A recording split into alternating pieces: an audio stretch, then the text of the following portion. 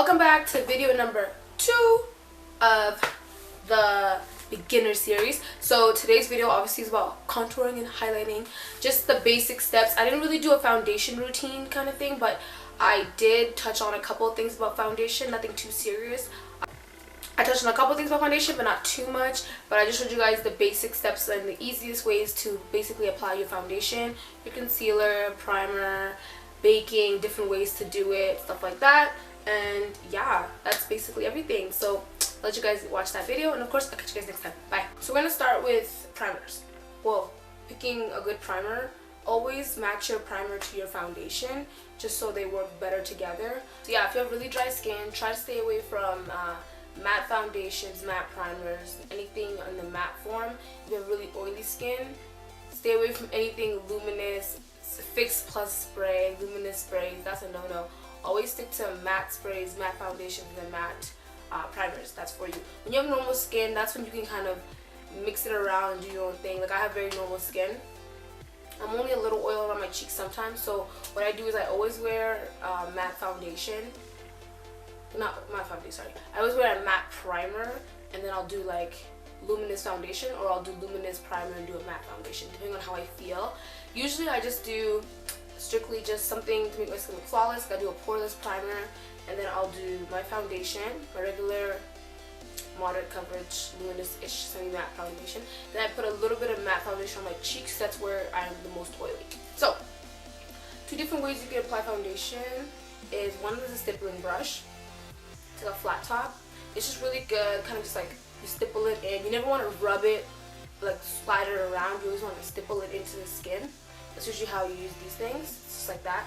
These are really, really good. You can get them a lot, like anywhere. I'm going to leave a link below where you can get a bunch of these brushes. I got them on this Asian website. It just comes with 10 brushes, 10 eyebrow ones, and 10, not eyebrows, 10 eyeshadow ones, and 10 face brushes. They're really, really cool, really cheap, and they're really, really good quality. Today is, you can either use a sponge or any type of sponge. This is the Real Technique sponge. It's somewhat like a beauty blender. I think beauty blenders are better, but this still does the same thing. Does the job.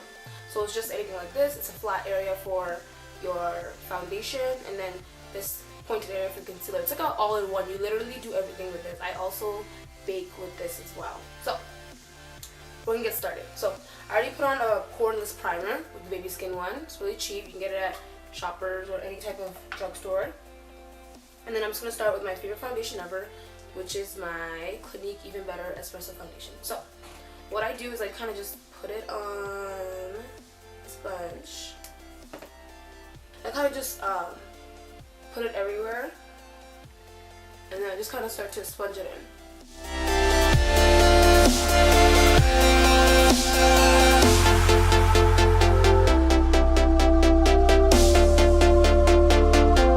This is a very light layer of foundation. I didn't do too much. If you have really nice skin, you can stop right here. I don't have bomb-ass skin, so I want more coverage, so I'm going to add one more layer.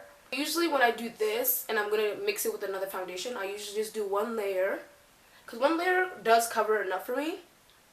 And then my cheeks, obviously, because they have a lot more pigment, I always add the matte foundation around there, just to give it more coverage. So sponges are also really good for thinning out your foundation. If you have a really thick foundation and you feel like sometimes brushes ruin thick foundation because it gives these streaks because it's so thick. So sponges are a lot better when you have really thick foundation. All my dry skin girls out there, oily skin girls out there, sponges with your thick foundation.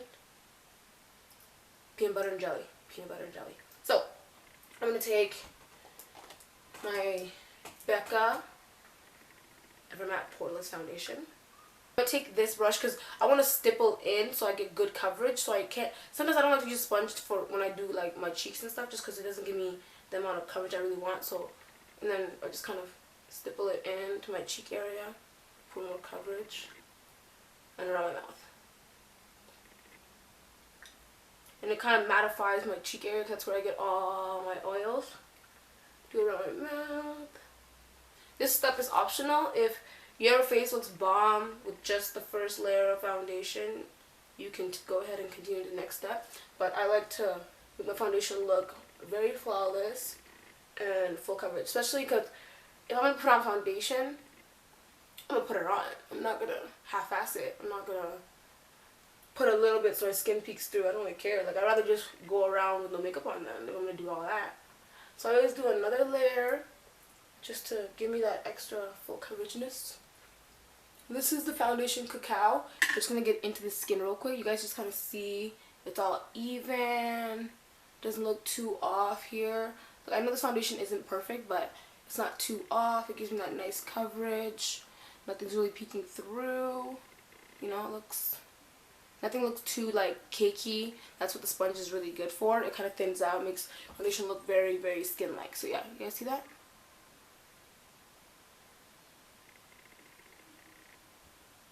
Next, we're going to do a concealer. Concealer, you always just pick the concealer you like. Because I know there's a lot of people who like the concealer a lot brighter than their foundation. People who like it a lot less. So, just kind of pick your favorite concealer and get on with your day. So I'm going to today, because I'm out of my espresso one, but that one sometimes is too red, especially because my foundation is already pretty warm. I never want to do a red concealer, like a red base concealer with a red base foundation. Being dark, all our foundations are red based. Annoying, but it's okay. It's okay. That's why we teach ourselves ways around it. Nothing's made for us. So I'm gonna use a yellow based concealer. This is Toffee, and whenever I use a really light concealer, I try to use it like sparingly. Like, I don't even do a lot of it. Kind of just do, and I keep it more on the inside, not so far on the outside.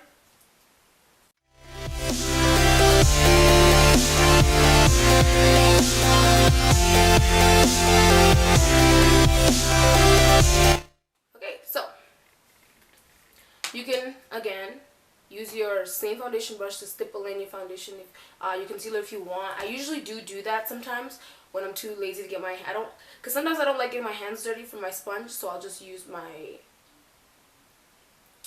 brush. So I'm going to use my brush on my forehead, my mouth, my chin, and around my mouth. And I'm going to use my beauty blender under my eye. Just because in that area I don't want any streaking at all from the brush, so usually something flat is always better. Always do the places with less concealer first than the under your eye. If you do your under eye first and then you do the rest of your face, you're transferring more product from under your eye to the rest of your face, and now you got way too, and your whole face now is the same color as your concealer. Yeah? Okay, so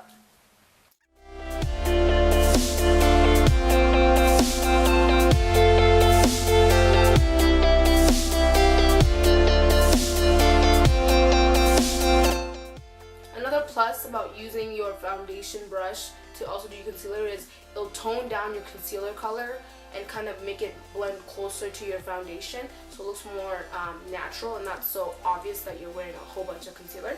Now I'm going to do my under eye. So I'm going to do my nose first. I kind of just, because whenever I wipe my nose, it takes it all away, so I kind of just like push literally onto it. Because I don't want it to move, I want it to stay, so I kind of just stipple on it.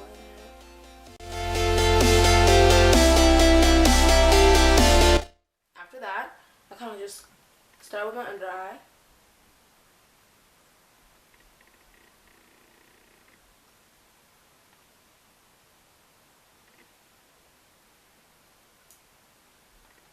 And then I always do my eyelids just to cancel out discoloration, so when I do my eyeshadow, it's already ready.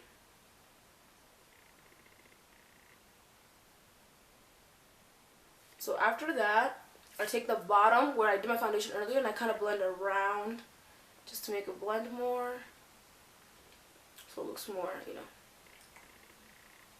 So I just kind of go back and forth and make it look blended, so there's like a little area where you can tell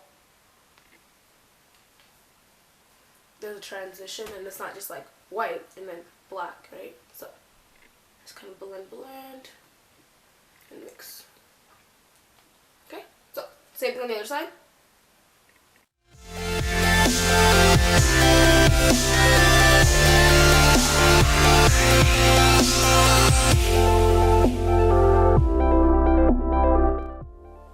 And yeah, see? You guys see how it transitions from your concealer area to your foundation? I always like to do that because the baking powder is so yellow already that when I do bake later, it will still brighten the under eye, even though right now it looks so not bright, if you really like that under eye look. But if you like that kind of like almost natural look, this is it. This is it. So after that, I always like to set my under eyes, 1, so it doesn't crease, 2, and add more coverage. If you don't want to add more coverage, you can always use a sheer powder. This is the soft pressed powder. It's a sheer soft press. Let me just read it. It's a matte sheer pressed powder. It's oil free. It's by Clinique. This is Stay Brandy. Usually I use my L'Oreal Infallible Pro Matte Setting Powder. Is it called the Pro Matte? Yeah, lasting finish. They're both basically the same color. I'm running out of this one, so I'm just gonna start using this one. So I always like to set it just to add full coverage, but this is kind of sheer, so it won't really add coverage. This one is an actual powder foundation, so it actually add coverage. So if you want that full, like, beat looking, like, just full face caked on, not caked on, but like, you know, you would use like a powder foundation under your eye, just give you that extraness. I'm gonna try using a sheer press powder, but usually I do use the powder foundation. I'm gonna try the sheer press powder, and if not, I'm just gonna go back to what I know, because be consistent, people. Stick to what you know, always. So I'm gonna try this powder. I feel like it's gonna be really nice, so I'm just gonna dab into it. Okay, look how I set it.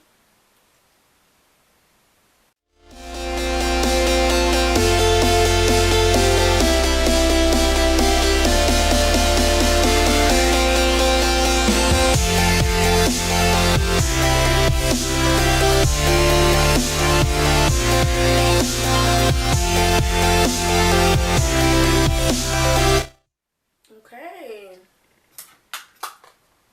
Can't get this. I would suggest getting this because I got this in the US at Ulta, and no, you can't get it in Calgary because the lightest color they have in this powder is soft sable, and that's light skin people. So if you can't do anything, Stay Brandy by Clinique sheer powder. It's a go-to. So I'll put this away. I'll let you guys look at it. Just look at how nice it looks. The powder doesn't add too much color, but it kind of sets everything. So boom, there we go, and your under eyes are set. So next is contouring your face. So contouring your face, depending on the shape of your face, you decide how you're going to contour. You can't contour all faces the same way. Like, my face is really round, squarish, so my, like, I don't know, I have a really weird shape. Like, sometimes my my face structure is really strong, so I try to not make it so obvious, so I don't contour too heavy. But most of the time, I just don't really care anymore. I used to be so insecure about it, but I don't care. Like, trying to be like Winnie Henry, you know what I'm saying? So I use a like a, what kind of brush is this? Like a stippling kind of brush. Not stippling brush, it's like a, it's a stippling brush. Yeah, just because it picks up more product and it kind of gives it that like more natural effect, unlike if I use like a very prominent brush to contour my cheekbones, and it just kind of give me a line. I want it to look more like a bronzer, especially because this is a lot closer to my skin color than a lot of people think. This is really close to my skin color, so it's more of like, I use it more like a bronzer kind of effect. So, and then I go in with my Coconut Grove eyeshadow, and this is basically my contour color. This is what I do to kind of define my cheeks, but this I use just to warm up the area, so then when I put that dark line, it has something to sit on, and it doesn't just look like a dark line. It's there with a warm powder that kind of gives it that balance, so it doesn't just look like I have a dark line on my face, if that makes any sense. So because my face is somewhat round, I always contour from the top and bring it around just to give my cheeks that, you know. So when you contour this way, it gives your cheeks a nice round effect. If you have a really long face, always, okay, so you have a long face, try to make it sharp from your ears straight to your cheek. That gives you that extra, you know, especially if your face is really long. You want to shorten your face, you don't want to elongate your face. And if your face is really round, kind of always make it sharp. So from the temple downward, that kind of gives you that longer effect of your face. And if you have a big old forehead, contour that forehead. I'm gonna contour now. So I always start right here, closer to my temple, and I kind of just bring it in. And then because it's fluffy, I kind of just go in circles to make it look more natural.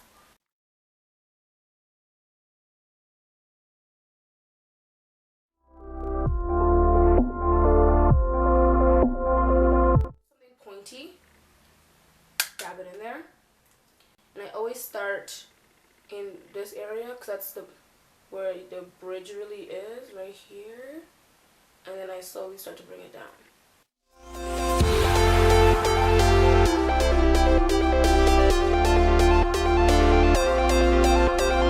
After that, sometimes I kind of go in and tap around just to make it not so obvious. Just give it that. Oh, just get into the skin. Contour, well, bronzed.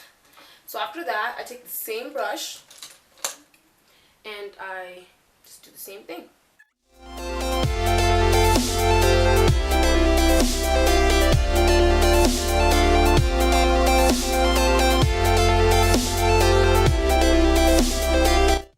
Next is baking. So I'm gonna use my buttercup powder. Depending on how you like your makeup, you decide how you want to use this. This is somewhat too yellow sometimes, depending on how I use it. But I do like the formula. It never looks cakey or too powdery. So that's why I really enjoy this. If it was a little, not even darker, just like, yeah, darker. Definitely darker. Cooler, not warmer. I would definitely think this was like the powder of the year. Right, so before I bake my under eye, I always take my wet sponge and kind of tap for any type of creasing that happened while I was contouring. Just right. So once that's happened, I kind of just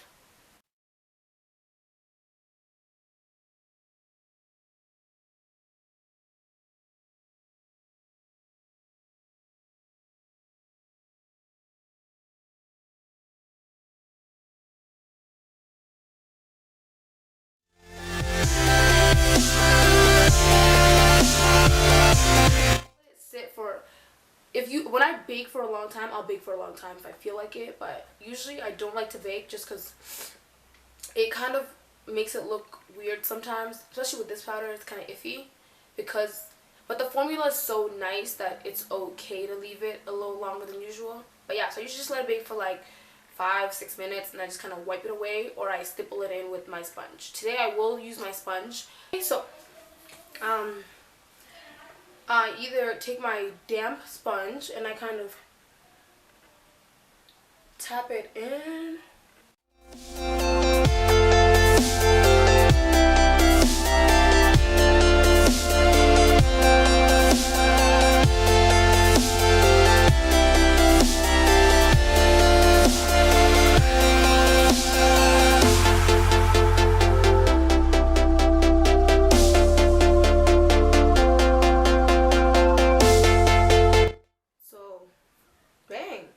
Bake, everything done.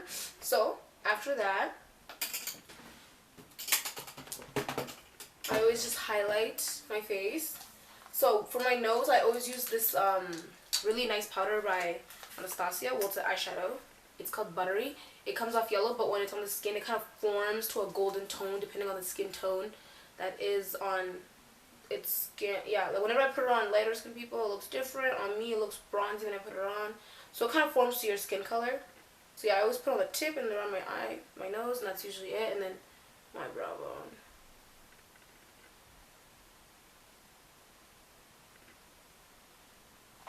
Okay. So after that, I just add highlighter. So you can always put your highlighter on before you spray, but I like to spray before I put my highlighter on. So your highlighter, the more coppery and bronze when you're dark skin, and then if you're lighter, you want to do more yellow and more like pink even. Yeah. So for me, I always find the darkest kind of gold and it has so coppers, super dark golds. That's a go-to. I'm gonna use Golden Bronze by Anastasia. It's the only one I use for myself in this palette. Everything else I use for everybody else, but I just kind of go in there like this. I use a paddle brush because I just like the way it makes it sit on the skin. Fan brushes I don't hate, but it always makes it look really grainy and I don't like that. So paddle brush, I kind of just sweep and then push down.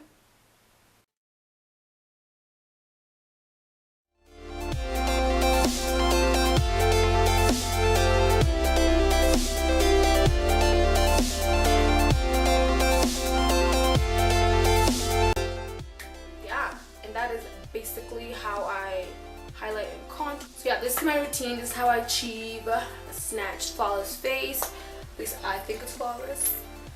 Yeah, so this is literally how I do makeup all the time. Depending on where I'm going, I'll either change my concealer or change my foundation, but this is basically how I do it all the time. Obviously, I'm not wearing blush today because there's a blush video and stuff like that coming out. But yeah, so this is literally how I do it all the time, and I hope you guys took something from the video. And of course, I'll catch you guys next time. Bye!